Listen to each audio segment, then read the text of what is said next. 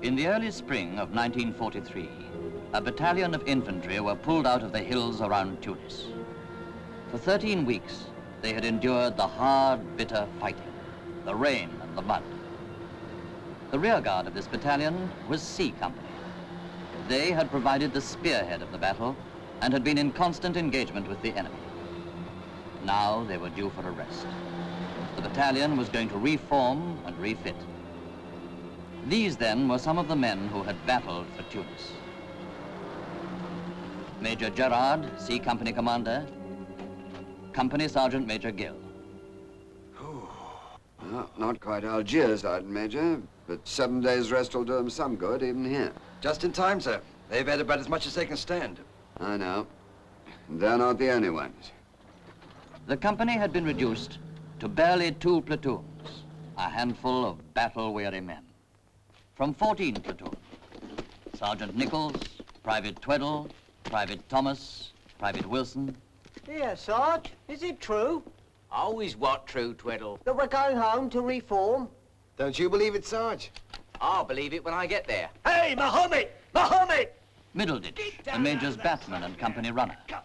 And from 15 platoons, Sergeant Gates, Private Clark, Private Wentworth, Corporal Bean, Private Jarvis. Look, it stands to reason, Sarge. 116 when we started. And look at us now. They'll have to reform us. I don't know what's wrong with you fellas. Give you a couple of hours out of the line, you think the war's over. Oh. Thanks, sir. Heard the rumor, sir. They say Jerry's piling up for another push around Midges. I've heard that one before. A big one, sir, this time. And we're getting replacements, they say. Heard that one before, too. It's a fact, sir. There's trouble coming. How do you know, Tom?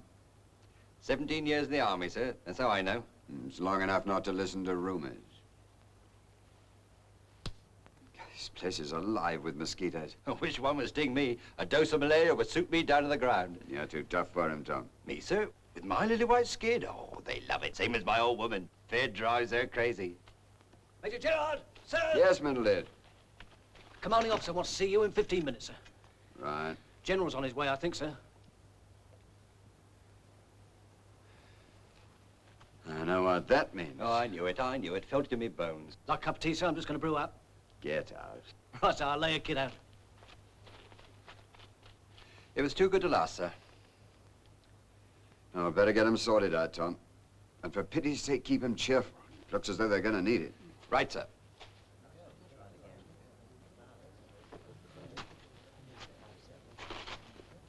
All right, you gorgeous bunch of heroes. On your flat feet, C Company. CO in his tent? Yes, sir. Oh, come in, Jared. Find yourself a seat.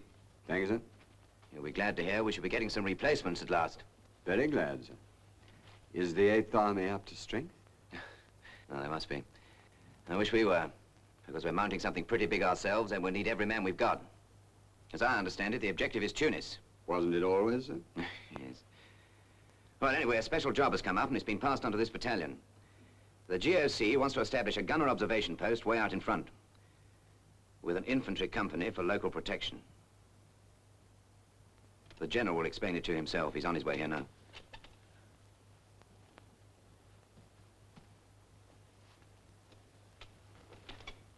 If it's of any interest to you, I put the company's names in a hat. Yours was the one that came out. It's that sort of a job, is it, sir? I'm afraid so. I can also tell you I'd have chosen you in any case. You're the best man for the job. When's this outing due to start? This evening at dusk. I have 32 men left, sir. It's not a company, it's a collection of odds and ends, and they've earned their rest. They can't be driven any further.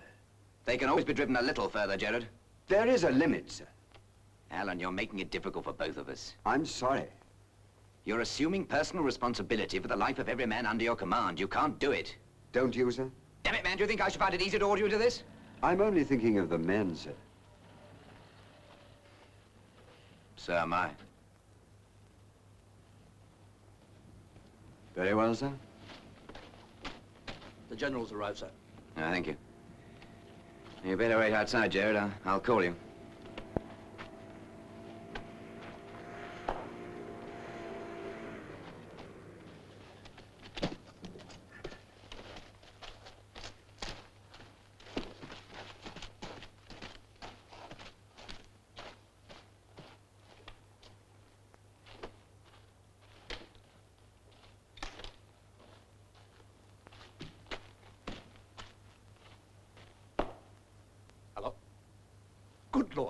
Alan Gerard. Dicky Mead, why, what are you doing here? I'm on this jaunt.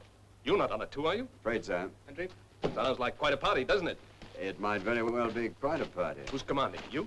Looks like it. Good. The General's ready to see you, sir. Thank you.